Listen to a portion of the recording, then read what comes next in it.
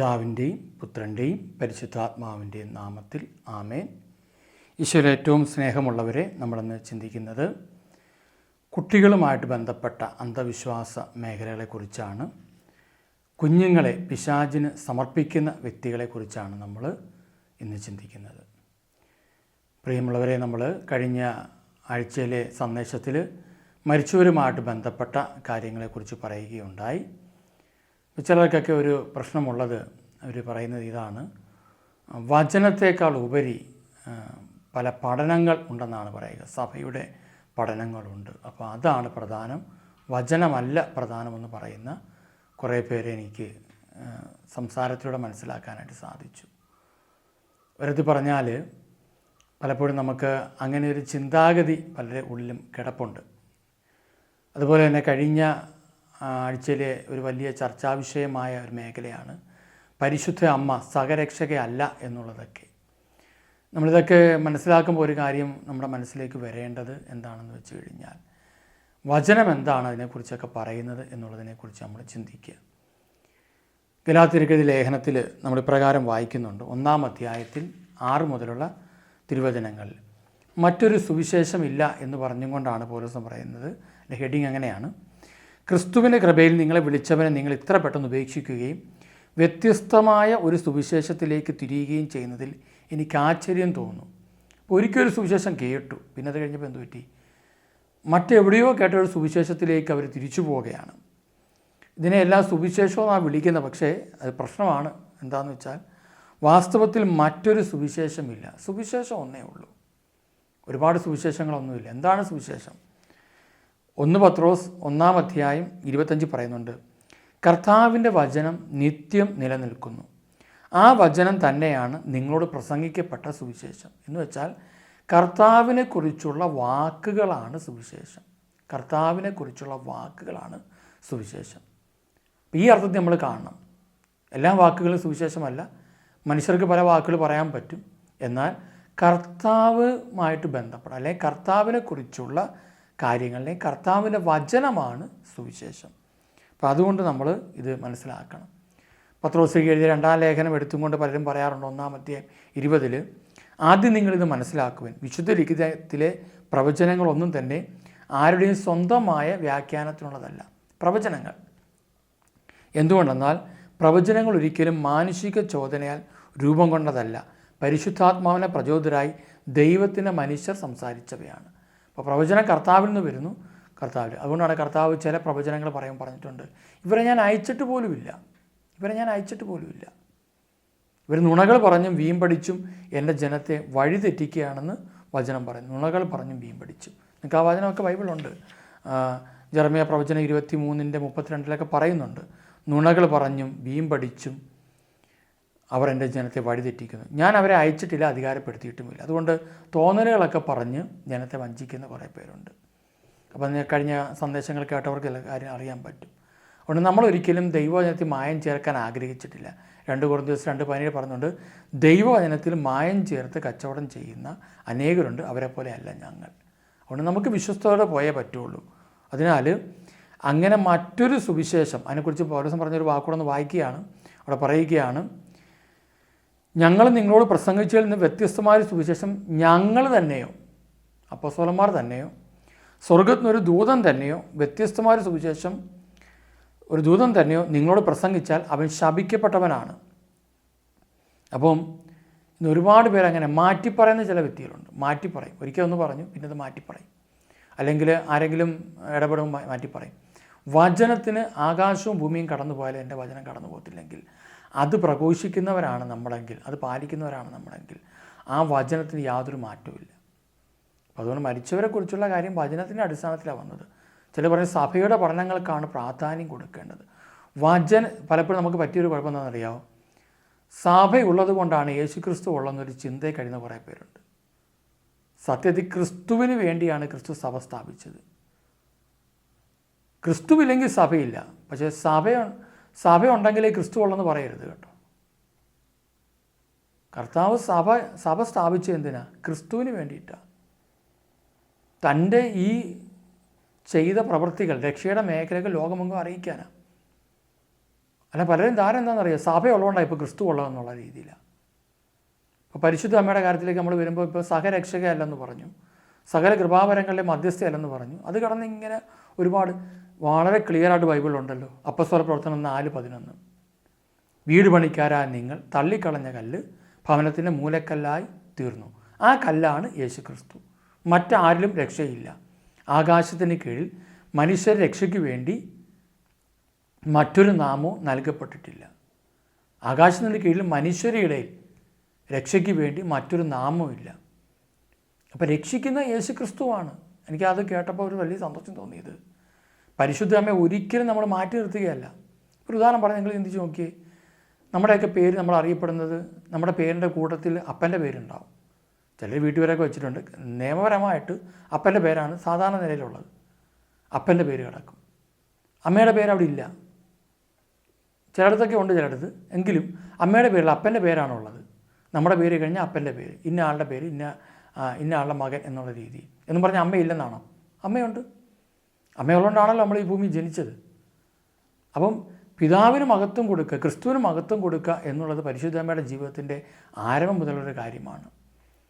അപ്പം അതിന് ഈ പുതിയ മോഹനമായ ചില വാക്കുകളൊക്കെ വെച്ച് സഹരക്ഷക, അന്ത്യകാല പ്രവാചിക എന്നൊക്കെ എന്തെല്ലാമാണെന്നറിയാം മാതാവിനെക്കുറിച്ച്. ഈ കച്ചവടക്കാർക്കാണ് ഈ പ്രശ്നം മുഴുവൻ ഉണ്ടായത്. സത്യത്തിൽ പരിശുദ്ധ അമ്മയെ വെച്ച് മാർക്കറ്റ് നടത്തിയിരുന്നവർക്കാണ് ഈ കുഴപ്പമെല്ലാം ഉണ്ടായത്. അതുകൊണ്ട് എന്ത് പറ്റിയെന്ന് വെച്ചാൽ പരിശുദ്ധ അമ്മയ്ക്ക് പോലും ഉള്ളൊരു വലിയ വേദന മാറിയിരിക്കുക ഇപ്പോൾ. കാരണം ക്രിസ്തുവിന് പ്രഥമസ്ഥാനം കൊടുക്കുന്ന പിതാവായ ദൈവം പോലും ക്രിസ്തുവിന് പ്രഥമസ്ഥാനം കൊടുത്തു. അപ്പോൾ അങ്ങനെയെങ്കിൽ നമ്മൾ ക്രിസ്തുവിന് പ്രഥമസ്ഥാനം കൊടുക്കുന്നതിൽ നിന്ന് ഈ അന്ത്യകാലത്ത് മാറിപ്പോകാതിരിക്കാൻ വേണ്ടിയിട്ടുള്ളതാണ്. ഇപ്പോൾ സഭയുടെ എല്ലാ നിയമാവലികളും ശരിയാണെന്ന് നമുക്കൊന്നും പറയാൻ പറ്റത്തില്ല. കാരണം പല അന്ധവിശ്വാസ മേഖലകളുണ്ട്, അല്ലെങ്കിൽ മറ്റു ചില തിന്മയുടെ പല മേഖലകളുണ്ട്. അതിലവിടെ നിൽക്കട്ടെ. പക്ഷെ വചനത്തിൽ എഴുതി വച്ചിരിക്കുന്നതിന് അനുകൂലമായ ഒരു പ്രസ്താവന സഭ ഇറക്കിക്കഴിഞ്ഞാൽ അതിനെ ഓർത്ത് നമ്മൾ സന്തോഷിക്കണം. മറ്റുള്ള കാര്യങ്ങൾ തെറ്റാണെങ്കിൽ തിരുത്തി കൊടുക്കണം. സഭയെ തിരുത്തുകയല്ല ഞാൻ പറഞ്ഞത്. ഒരുപാട് ധ്യാനിപ്പിക്കുന്നവരായിപ്പോയി, ഒരുപാട് ദൈവശാസ്ത്രജ്ഞരായി യേശു ക്രിസ്തുവിന് പ്രാധാന്യം കൊടുക്കാതെ തങ്ങളുടേതായ ഒന്നുകിൽ ധ്യാനകേന്ദ്രം വളരുക, തങ്ങളുടെ പേര് പുറത്തു വരിക, തങ്ങളുടെ ശുശ്രൂഷകൾ വളർത്തിക്കൊണ്ടുവരിക എന്നൊക്കെ ഉള്ള ലക്ഷ്യം വെച്ച് ഇങ്ങനെ വന്നപ്പോഴാണ് ഈ പ്രശ്നങ്ങൾ മുഴുവനോട് ഉടലെടുത്തത്. ഇതിന് ഒത്ത വിധം കുറച്ച് അണികളായിട്ടുള്ള കുറേ ആൾക്കാരുമുണ്ട്. അങ്ങനെ ഒരു സാധാരണ നേതാവിന് ഞാൻ ഈ കഴിഞ്ഞ കഴിഞ്ഞ ആഴ്ചയിൽ ഒരു ഇടവക ധ്യാനിപ്പിക്കാനുണ്ട്. ഫെറനാപ്പള്ളിയാണ്. അവിടെ ചെന്ന് കഴിഞ്ഞപ്പം 2000 അടുപ്പിച്ച് കുടുംബമുള്ള ഇടവകയാണ്. അപ്പം ആരെങ്കിലും ധ്യാനിപ്പിച്ചിട്ട് പോട്ടെ എന്നുള്ള രീതിയിൽ അവിടെയുള്ള വൈദികരും സന്യസ്തരും ഒക്കെ. മറ്റൊന്ന്, ഇടവകയിലാണെങ്കിൽ ആൾ ഉണ്ട്, പക്ഷേ യുവജനങ്ങളാരുമില്ല. 6 പിള്ളേരാണ് കൈപൊക്കിയത്. ഞാൻ എഴുന്നേപ്പിച്ച് നിർത്തി. 6 പിള്ളേരാണ് ഉള്ളത്. ഇവിടുത്തെ നമ്മുടെ സംഘടനകളെല്ലാം തന്നെ ഇപ്പോൾ വന്നു എന്തായെന്നറിയാമോ? രാഷ്ട്രീയ പാർട്ടിയിലെ യുവജന സംഘടനയെക്കാളും കഷ്ടത്തിലായിപ്പോയി. കാരണം സത്യം പറഞ്ഞ് ഇവർ ഈ അടിമപ്പണിയാണ് ചെയ്തതെന്ന് എനിക്ക് തോന്നുന്നു. ക്രിസ്തുവിലേക്ക് തങ്ങളുടെ യുവജനങ്ങളെ കൊണ്ടെത്തിക്കുകയല്ല, പിന്നെയോ സഭയുടെ എന്തെങ്കിലും പ്രശ്നം വരുമ്പോൾ അതിന് വേണ്ടിയിട്ട് ന്യായീകരിക്കാനും അതിന് വേണ്ടിയിട്ട് കൊടി പിടിക്കാനും അതിന് വേണ്ടി വാദിക്കാനുമുള്ള കുറേ മനുഷ്യരായിട്ട് മാറി.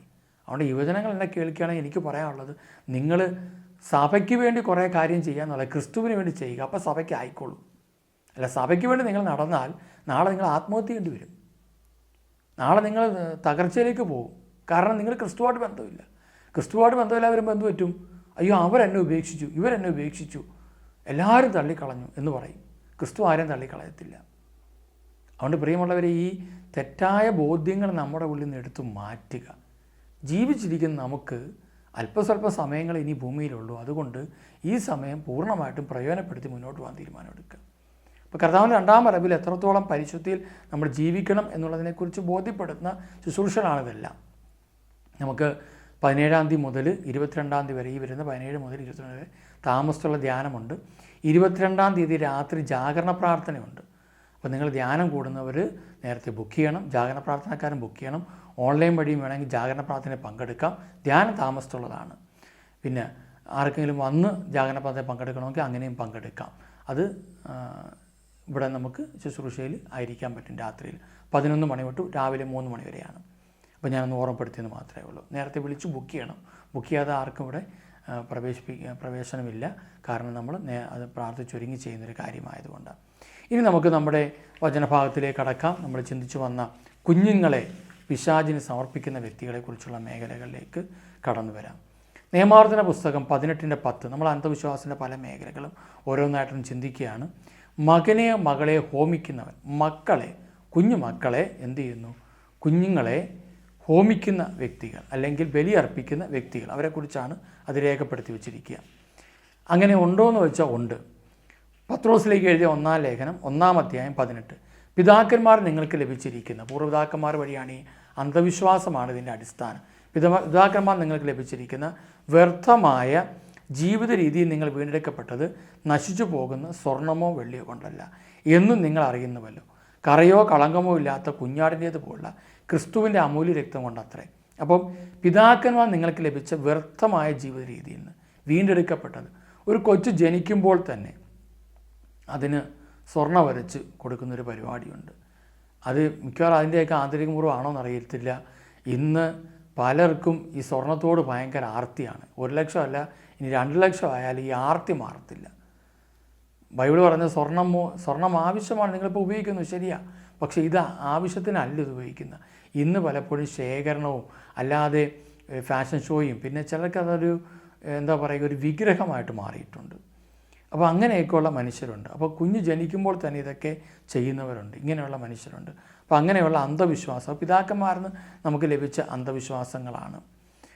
അതുപോലെ അതിൻ്റെ കാരണം അതുകൊണ്ട് എന്ത് പറ്റുമെന്ന് വെച്ച് കഴിഞ്ഞാൽ, ഗർഭസ്ഥ അവസ്ഥയിലായിരിക്കുന്ന കുഞ്ഞുങ്ങൾ ഒന്നുകിൽ അബോർഷനായി പോകുന്നു. അതോടൊപ്പം തന്നെ ചില കുഞ്ഞുങ്ങൾ ജനിച്ചു കഴിഞ്ഞതിന് ശേഷം അവർക്ക് രോഗങ്ങളാണ്. പല കുട്ടികൾക്കും ഉദരത്തിൽ വെച്ച് തന്നെ രോഗങ്ങളാണ്. ചില കുഞ്ഞുങ്ങൾക്ക് അമ്മയുടെ ഉദരത്തിൽ വെച്ച് തന്നെ ഓപ്പറേഷൻ ചെയ്യുന്ന സംവിധാനങ്ങളുണ്ട്. അതുപോലെ തന്നെ ആ കുഞ്ഞുങ്ങളുടെ ഭാവിയെക്കുറിച്ചുള്ള ആകുലത, അന്ധവിശ്വാസങ്ങൾ. അപ്പം ഒരു കുഞ്ഞ് ജനിക്കുന്നതിന് മുമ്പ് തന്നെ തുടങ്ങും ഈ അന്ധവിശ്വാസത്തിൻ്റെ മേഖലകൾ. ഇനി ജനിച്ചു കഴിഞ്ഞാലും പ്രശ്നമാണ്. അപ്പോൾ അതുകൊണ്ട് പല കുട്ടികളും ജനിച്ച് രോഗികളായി മാറുന്നതിൻ്റെ കാരണം ഈ അന്ധവിശ്വാസത്തിൻ്റെ മേഖലകളാണ്. അപ്പോൾ ഗർഭിണി ആയിരിക്കെ തന്നെ തുടങ്ങുന്ന അന്ധവിശ്വാസങ്ങൾ ഈ ചിലയിടങ്ങളിൽ ഉള്ളൊരു അന്ധവിശ്വാസമാണ്. ഞാനീ പറഞ്ഞ എല്ലാ സ്ഥലങ്ങളും ഉണ്ടാവണമെന്നില്ല, എന്നാൽ പിന്നെ പുതിയതാണല്ലോ നോക്കാമെന്ന് ആരും ശ്രമിച്ചേക്കരുത്, തെറ്റാണ്. അപ്പോൾ ചിലയിടത്തുള്ളതാണ് ഗർഭിണിയായ പെണ്ണിനെ എന്തു ചെയ്യും, അതിന് ചില രോഗങ്ങളോ പിശാച് ബാധ ഉണ്ടാകാതിരിക്കാനെന്നും പറഞ്ഞ് മുളകെടുത്തിട്ട് ഇങ്ങനെ തലയ്ക്ക് ചുറ്റും ഇങ്ങനെ ഉഴിയുന്നൊരു പരിപാടിയുണ്ട്. തലയ്ക്ക് ചുറ്റും ഉഴിഞ്ഞിട്ട് അതുകൊണ്ട് തീക്കകത്തിട്ട് കൊടുക്കും, ഉണക്കമുളക്. അവിടെ നിന്നാൽ ശ്വാസം പൊട്ടും, കാരണം ഇതിൻ്റെ എരിയും സ്മെല്ലും എല്ലാം അടിച്ച് ശ്വാസം പൊട്ടും. കൊച്ചുങ്ങൾക്കും അങ്ങനെ ചെയ്യാറുണ്ട് ചിലർ. എന്ന് വെച്ചാൽ ഈ മുളക് എന്ത് ചെയ്യുന്നു, ഈ രോഗാണുക്കൾ ബാധിച്ച മേഖലകളിൽ നിന്ന് ആവാഹിച്ച് അതിനെ കൊണ്ടുവന്നിട്ടിരിക്കുകയാണ്. ഇവിടുത്തെ വാക്കെന്താ നമ്മൾ വായിച്ച, മകനെ മകളെ ഹോമിക്കുക. ഹൈന്ദവ ആചാരപ്രകാരം നിരവധി ഹോമങ്ങളുണ്ട്. എന്ന് വെച്ചാൽ അന്യദേവനുള്ള ബലിയർപ്പണത്തെ വിളിക്കുന്ന പേരാണ്. ഈ വസ്തുക്കളും മറ്റും എണ്ണയും അതും ഇതുമൊക്കെ കൊടുത്ത് ഒരു ഹോമം പോലെ നടത്തും. ഒരു ബലിയാണത്, അഗ്നിബലിയായിട്ട് ബന്ധപ്പെട്ട് കിടക്കുന്ന ഒന്നാണത്. ഇത് ചെയ്യുന്ന മനുഷ്യർ നമ്മുടെ ഇടയിൽ ആദ്യം മുതലേ ഉണ്ടെന്ന് മനസ്സിലാക്കുക. അതിൻ്റെ തുടർച്ചയായിട്ടുള്ള തലമുറയായിട്ട് നമ്മൾ മാറരുത്. ഇതൊന്നും ചെയ്തില്ലെങ്കിലും യേശുക്രിസ്തുവിൽ വിശ്വാസം വഴി നമുക്കും നമ്മുടെ കുഞ്ഞുങ്ങൾക്കും നമ്മുടെ കുടുംബത്തിനും രക്ഷയുണ്ട്. അപ്പോൾ അതുകൊണ്ട് അങ്ങനെയുള്ള ചില മനുഷ്യരുണ്ട്. അങ്ങനെ ബൈബിളിൽ നമ്മൾ വായിക്കുന്ന എസെക്കിയേൽ പ്രവചന പുസ്തകം 23:27. അവരുടെ കരങ്ങൾ രക്തപങ്കിലമാണ്, അവരുടെ വിഗ്രഹങ്ങളുമായി അവർ പരസംഗം ചെയ്തു, അവരിൽ ജനിച്ച പുത്രന്മാരെ അവയ്ക്ക് ഭക്ഷണമായി അഗ്നിയിൽ ഹോമിച്ചു. കണ്ടോ, മക്കളെ വരെ കൊന്ന് അന്ധവിശ്വാസത്തിന് പ്രാധാന്യം കൊടുത്ത് മക്കളെ കൊല്ലുന്ന മാതാപിതാക്കൾ വർദ്ധിച്ചു വരുന്നു ഒരു കാലഘട്ടത്തിലാണ്. ഇതെല്ലാം തെറ്റാണെന്നാണ് വചനം പറയുക. ജെറമ്യ പ്രവചന പുസ്തകം 7:31 വളരെ വ്യക്തമായിട്ട് പറയുന്നൊരു വാക്കാണ്. തങ്ങളുടെ പുത്രന്മാരെയും ഹോമിക്കാൻ ബിൻഹിന്നോം താഴ്വരയിൽ അവർ തോഫേത്തിന് യാഗപീഠം നിർമ്മിച്ചു. അത് ഞാൻ കൽപ്പിച്ചതല്ല, ചിന്തിച്ചതുപോലുമില്ല. കണ്ടോ, ദൈവം കൽപ്പിക്കാതെ എന്തു ചെയ്യുന്നു, ദൈവത്തിൻ്റെ പേര് വേണമെങ്കിലും ഇത് ചെയ്യും. ചില കൊച്ചുങ്ങൾ ജനിച്ച ഉടനെ തന്നെ ഉള്ള ചരട് മുഴുവൻ വാരി ദേഹത്ത് കെട്ടും, കണ്ണ് പെടാതിരിക്കാൻ പൊട്ടു തൊടുന്നു, അവിടെ കരി ഇവിടെ കരിയെല്ലാം കുത്തിവെക്കുന്നു. കാരണം കൊച്ചിനെ കണ്ടു കഴിഞ്ഞാൽ ആൾക്കാർ കണ്ണുപെടാതിരിക്കാൻ വേണ്ടി ചെയ്യുന്ന ഒരു പരിപാടി അതൊക്കെ. പ്രിയമുള്ളവരെ, ആ കൊച്ചിനെക്കുറിച്ച് ദൈവത്തിനൊരു പദ്ധതിയുണ്ട്. ജെറമ്യാ 29:11. ആ പദ്ധതി പ്രകാരം ആ കൊച്ചിൻ്റെ ആയുസ് ദൈവകരങ്ങളിൽ സുരക്ഷിതമാണ്. പിന്നെ എന്തുകൊണ്ടാണ് ഈ കുഞ്ഞിന് രോഗങ്ങൾ വന്നതെന്ന് ചോദിച്ചു കഴിഞ്ഞാൽ, ദൈവത്തെക്കാൾ ഉപരി പിശാചിനെ നിങ്ങൾ സേവിച്ചും ഇതുപോലെ അന്ധവിശ്വാസം ചെയ്തും ആ പിശാചിനെ നിങ്ങൾ കുടുംബത്തിലേക്ക് കൊണ്ടുവന്നു. ഈ കുടുംബത്തിലേക്ക് കൊണ്ടുവന്നപ്പോൾ എന്തു പറ്റി? അതുവഴി പിശാച് അവിടെ അവൻ്റെ തകർച്ചകൾ ആസൂത്രണം ചെയ്തു, അവൻ പ്രവർത്തിച്ചു. ചിലരുണ്ട് ഉടനെ തന്നെ കുഞ്ഞ് ജനിച്ച ഉടനെ തന്നെ നേർച്ച നേരുകയാണ്. നേർച്ച നേരും. അവരുടനെ തന്നെ പിശാചിനെ സമർപ്പിക്കുക. സത്യത്തിൽ നേർച്ച നേരുകയാണ്. വിശുദ്ധരുടെ പേരിൽ വിശുദ്ധരങ്ങനെ പറഞ്ഞിട്ടില്ല, സഭ അങ്ങനെ പ്രോത്സാഹിപ്പിച്ചിട്ടുമില്ല. ഇത് ഞാൻ അന്തോനീസ് പുണ്യാളിന് കൊടുക്കാം, ഈ കൊച്ചിന് സെബസ്ത്യാനോസ് പുണ്യാളിന് കൊടുക്കാം. ചിലർ ജനിക്കുന്നതിന് മുമ്പ് തന്നെ പറയും, ഈ വർഷങ്ങളായിട്ട് നമുക്ക് കിട്ടുന്നൊരു കുഞ്ഞല്ലേ, അതുകൊണ്ട് ഈ കുഞ്ഞിനെ അച്ഛനാക്കാൻ വിടാം, അത് അപ്പനാവും പോയി. പെൺകുട്ടിയാണെങ്കിൽ ഇതിനെ സിസ്റ്ററാക്കാൻ വിടാം, അത് 5-6 പിള്ളേരെ അമ്മയാവും ചിലപ്പോൾ. ഇങ്ങനെയൊക്കെ നേർച്ച ചേർന്ന വീട്ടിൽ നിന്നാണ് ഈ ദൈവവിളിക്ക് പോയിട്ട് തിരിച്ചു വന്ന അച്ഛനും സിസ്റ്ററും പലപ്പോഴും ഉണ്ടായതിൻ്റെ പിന്നാമ്പുറ കഥകളിലൊക്കെ ഇത് കാണാം. അവർക്കൊരു ദൈവവിളി ഉണ്ടെങ്കിൽ അത് കർത്താവ് അവർക്ക് ആത്മാവിന് ബോധ്യം കൊടുത്ത് അവർ തീരുമാനിച്ച് അവരുടെ കൃത്യമായ സമയമാകുമ്പം അത് ക്രമീകരിക്കപ്പെട്ടോളും. അല്ലാതെ നമ്മളിവിടെ ചെന്നിട്ട് ആ കൊച്ചിനെ ഉദരത്തിൽ വെച്ച് തന്നെ അങ്ങോട്ടങ്ങ് നേർച്ച പോലെ നേരുകയാണ്. ഇന്ന ആൾക്ക് സമർപ്പിക്കാം എന്നുള്ളത്. അപ്പോൾ കർത്താവിന് സമർപ്പിക്കപ്പെട്ട, അല്ലെങ്കിൽ കർത്താവിന് സമർപ്പിച്ചാലും തെറ്റൊന്നുമില്ല, ഈ കുഞ്ഞ് കർത്താവിൻ്റേതാണ്, അതുകൊണ്ട് കർത്താവെ അങ്ങയുടെ ഹിതപ്രകാരം ആകട്ടെ. അതിനപ്പുറത്ത് ഇതിനെ ഇന്നതാക്കാം, അങ്ങനെയാക്കാം, ഇങ്ങനെയാക്കാം എന്നൊക്കെ പറഞ്ഞ് അവസാന തകർച്ചകളിലേക്ക് വരുന്നവരുണ്ട്. അതുപോലെ തന്നെ 28 കെട്ടെന്നും പറഞ്ഞൊരു പരിപാടിയുണ്ട്. 28 കുഞ്ഞ് ജനിച്ച് 28ാമത്തെ ദിവസം അതിൻ്റെ ശരീരത്തിൽ കൊണ്ട് ചരട് കെട്ടും. ഏലസുകൾ ബൈബിളിൽ നമ്മൾ വായിക്കുന്നുണ്ട്. നിയമാവർത്തന പുസ്തകത്തിൽ, പക്ഷികൾ എന്നതുപോലെ നിങ്ങളെ കുരുക്കിലാക്കുന്ന മാന്ത്രിക ചരടുകൾക്ക് ഞാൻ എതിരാണ്. ആ കൊച്ചിനെ കുരുക്കിലാക്കിയ പിശാചിൻ്റെ നാമത്തിലാണ് ചെയ്യുന്നത്.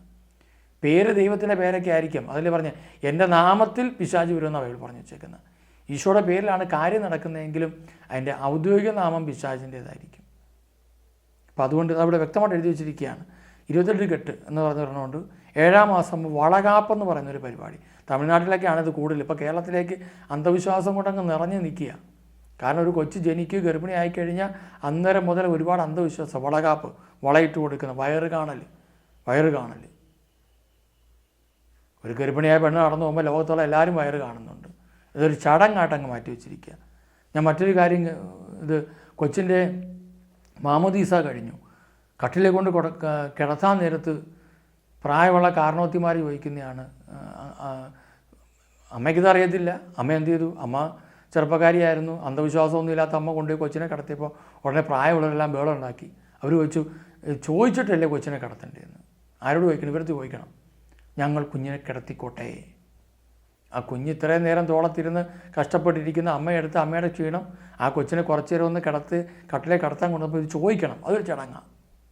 ചോദിച്ചിട്ടേ കിടത്താവുള്ളൂ. മാമോദീസ കഴിഞ്ഞ് വന്ന കൊച്ചിനെ ചോദിച്ചിട്ടേ കട്ടിലെ കിടത്താവുള്ളൂ. ഇത് പറയുമ്പോൾ പുതിയ അന്ധവിശ്വാസമായിട്ടൊന്നും ആരും വന്നേക്കരുത്. ഇതൊക്കെ ഉള്ളതാണ് അതിനകത്ത്. ഇത് ഏറ്റവും കൂടുതൽ നമ്മളാണ്. മോം ടു ബി എന്നും പറഞ്ഞൊരു പരിപാടി, വയറ് കാണൽ പരിപാടികളാണ്. ചരട് കെട്ടൽ, അതുപോലെ തന്നെയുള്ള നേരത്തെ പറഞ്ഞ ദീർഘായുസ് ലഭിക്കാൻ, രോഗം മാറാൻ. അപ്പം ഇങ്ങനെയൊക്കെയുള്ള അന്ധവിശ്വാസങ്ങൾ നമ്മുടെ ഇടയിലുണ്ടെങ്കിൽ അത് നമ്മുടെ കുടുംബത്തിലുണ്ടെങ്കിൽ എടുത്തു മാറ്റണം. കുട്ടികളുമായിട്ട് ബന്ധപ്പെട്ട മകനെയും മകളെ ഹോമിക്കുന്ന പരിപാടി. ആ കൊച്ച് ദൈവിക സംരക്ഷണം ഇല്ലെങ്കിൽ അത് യാത്ര പോകുമ്പോഴും പ്രശ്നമാണ്, എവിടെ പോയാലും പ്രശ്നമാണ്. അപ്പോൾ ദൈവിക സംരക്ഷണം ഒരു കുഞ്ഞിന് ആവശ്യമാണ്. ലോകത്തിൻ്റേതായിട്ടുള്ള ഒന്നും നമുക്ക് ആവശ്യമില്ല.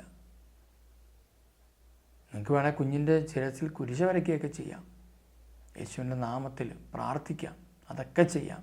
പക്ഷേ ഇതുപോലെ അന്ധവിശ്വാസം തെറ്റാണ്. കാരണം പഴയ നിയമത്തിൽ നിരവധി സ്ഥലങ്ങൾ ഇതെല്ലാം ഉണ്ടായിരുന്നു. ജോബിൻ്റെ പുസ്തകം 24:9 പറയുകയാണ്, മുല കുടിക്കുന്ന അനാഥ ശിശുക്കളെ പറിച്ചെടുക്കുകയും ദരിദ്ര കുഞ്ഞുങ്ങളെ പണയം വാങ്ങുകയും ചെയ്യുന്നവരുണ്ട്. കണ്ടോ, അങ്ങനെ ചെയ്യുന്നവരുണ്ട്. അപ്പം അതുകൊണ്ട് ഇതിനെക്കുറിച്ചൊക്കെ ഈ അന്ധവിശ്വാസം മാറണം. ജെറമ്യാ 7:18 നമ്മളിങ്ങനെ വായിക്കുന്നുണ്ട്, ആകാശരാജ്ഞിക്ക് സമർപ്പിക്കാൻ വേണ്ടി അപ്പം ചൂടാൻ കുഞ്ഞുങ്ങൾ വിറക് പറക്കുന്നു. അന്ധവിശ്വാസ കാര്യങ്ങളിലേക്ക് കൊച്ചിനെ കൊണ്ടുപോയി നിർത്തുന്നു. പിള്ളേരൊക്കെ ഞാൻ പറഞ്ഞു കേട്ടിട്ടുണ്ട്, ഒരുപാട് കുട്ടികളുടെ ഇടയിൽ ഒരുപാട് അന്ധവിശ്വാസം കിടക്കുകയാണ്. സ്കൂളിൽ ചെല്ലുമ്പോൾ അടി കിട്ടാതിരിക്കാനുള്ള അന്ധവിശ്വാസങ്ങൾ. ഇങ്ങനെ ഞാൻ പറഞ്ഞു കേട്ടത്, ഒരു മൈനയെ കണ്ടാൽ സ്കൂളിൽ ചെല്ലുമ്പം സാർ അടിച്ചിരിക്കും. അതുകൊണ്ട് എന്ത് ചെയ്യണം, ഇത് കണ്ട ഉടനെ തന്നെ കൂടെയുള്ള ആളെ അടിക്കണം. ഒന്ന് ആലോചിച്ച് നോക്കണം. 5ലും 6ലും 7ലും 8ലും 9ലും 10ലും ഒക്കെ പഠിക്കുന്ന കുട്ടികളുടെ ഉള്ളിൽ തന്നെ ഇതുപോലെ കുറേ അന്ധവിശ്വാസം കയറി കിടക്കുക. നമ്മൾ വിചാരിക്കും ന്യൂ ജനറേഷൻ എന്നൊക്കെ പറഞ്ഞാലും ഇതൊക്കെ അന്ധവിശ്വാസത്തിന് അടിമയാണ്. ജ്ഞാനം 14:23 ശിശുബലിയും ഗൂഢാനുഷ്ഠാനങ്ങളും വിചിത്ര ആചാരങ്ങളോടെയുള്ള മധുരോത്സവങ്ങളും നടത്തിയാലും അവർ തങ്ങളുടെ ജീവിതമോ വിഭാഗമോ പാവനമായി സൂക്ഷിക്കുന്നില്ല. പകരം അവർ പരസ്പരം ചതിയിൽ വധിക്കുകയോ ദുഃഖിപ്പിക്കുകയോ ചെയ്യുന്നുണ്ട്. അപ്പോൾ അതുകൊണ്ട് പ്രിയമുള്ളവരെ, സമരിയ ദേശത്തെക്കുറിച്ച് പറയുന്നത് ആ ദേശം നശിക്കപ്പെടാനുള്ളൊരു കാരണം 2 രാജാക്കന്മാർ 17:17 പറയുകയാണ്, അവർ പുത്രന്മാരെ ദഹനബലിയായി അർപ്പിക്കുകയും ശകുനം നോക്കുകയും മന്ത്രവാദം നടത്തുകയും കർത്താവ് കാണുകെ തിന്മയ്ക്ക് തങ്ങളെ തന്നെ വിൽക്കുകയും ചെയ്ത് അവിടുത്തെ പ്രകോപിച്ചു എന്ന് വചനം പറയുന്നുണ്ട്. അതുകൊണ്ട് നമുക്കൊന്ന് തിരിച്ചു വരാനായിട്ട് തീരുമാനമെടുക്കണം. നമ്മുടെ ജീവിതത്തിൽ ഇപ്രകാരമുള്ള ഏതെങ്കിലും അന്ധവിശ്വാസങ്ങൾ, ഇനിയുള്ള ക്ലാസ്സുകളൊക്കെ കൂടുതൽ അന്ധവിശ്വാസങ്ങളുമായിട്ട് ബന്ധപ്പെട്ടതായിരിക്കും. അങ്ങനെ നമ്മുടെ ഭാഗത്ത് കുഞ്ഞുങ്ങളുമായിട്ട് ബന്ധപ്പെട്ട എന്തെങ്കിലും അന്ധവിശ്വാസം കിടപ്പുണ്ടെങ്കിൽ അതിനെ ഓർത്ത് അനുദപിക്കുക.